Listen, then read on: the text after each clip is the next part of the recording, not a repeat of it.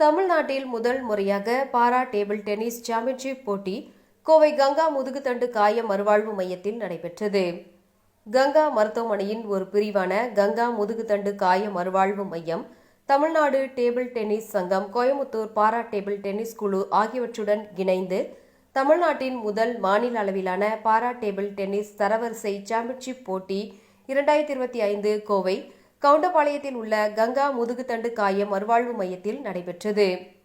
அதனைத் தொடர்ந்து கோவை மாநகர் காவல் ஆணையர் சரவணசுந்தர் மற்றும் மருத்துவர் ஆகியோர் டேபிள் டென்னிஸ் விளையாடி மகிழ்ந்தனர். இந்த நிகழ்வில் தமிழ்நாட்டில் பல்வேறு மாவட்டங்களில் இருந்து 80க்கும் மேற்பட்ட பாரா விளையாட்டு வீரர்கள், வீராங்கனைகள், ஆண்கள் மற்றும் பெண்கள் என இரு பிரிவுகளிலும் காயத்தின் வகை அடிப்படையில் வகுப்பு 1 முதல் 10 வரை போட்டியிட்டனர். காலை முதல் மாலை வரை லீக் போட்டிகள், நாக் அவுட் போட்டிகள், அரையிறுதி மற்றும் இறுதிப் போட்டிகள் என பல்வேறு சுற்றுகள் நடைபெற்றது.